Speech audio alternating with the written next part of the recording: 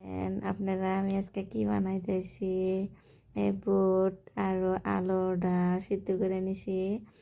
নিয়ে এখন আমি এই যে তেলটা বসাই দিছি। এখন অল্প গোটা জিরা দিয়ে দিলাম, এই যে ধনিয়ার পাতা, পেঁয়াজ, মরিচ, রসুন, আদা সব এক লগেই করে নিয়ে নিছি।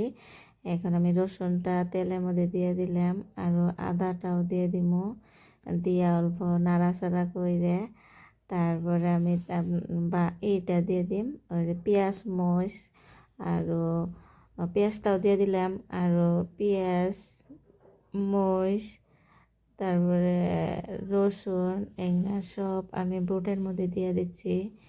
তো এগুলো দিয়ে আমি তার মানে বানাইব। তো আমি দেখেন, আপনারা দেখতে থাকেন আমি কি কি করতেছি। তারপরে আমি দেখাবো। তেলটা অল্প নেড়ে দিছি। এখন হালদির গুঁড়া, মরিচের গুঁড়া, মিট মশলা, গরম মশলা, জিরার ফাঁকি সব এক লগে কইরা নিছি আমি। কইরা নিয়ে এখন আমি ওই বুটের উপরে আর আলুর উপরে দিলাম। এখন দিয়ে দিলাম, তারপরে আমি ওইটা ভালো করে দিয়ে আমি কড়াইটার মধ্যে বসাইয়া দিই। তারপরে এই যে দেখেন ধনিয়ার পাতাটা আমি কাইটে ধুয়ে শুয়ে আমি প্লেটের মধ্যে নিয়ে নিছি। এই যে আমি আরও অল্প ভাজা ভাজা করতেছি তেলের এটা। এখন আমি কি করব, বুটটা আর ওই বুট আর আলুর গ্লাস সব বস্তু আমি এখন দিয়ে দিব। আপনারা তো জানেন আমি এত ভালো করে ভিডিও বানাইতে পারি না, তাও আমি বানাই অল্প সবগুলো। এই যে দেখেন আমি বাগারে দিয়ে দিলাম। এখন আমি নাড়াচাড়া করতেছি ওই বুট আর ওইটা আমি অল্প ভাজা ভাজা করে নিম।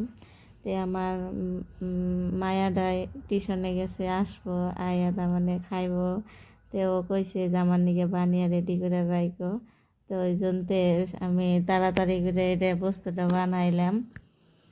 তে সকালে অল্প কিছু খাইয়া টিউশনে গেছে, এখন তার মানে আয়া খাইব। এই যে আমি তারপরে ঢাইকে দিয়ে দিলাম।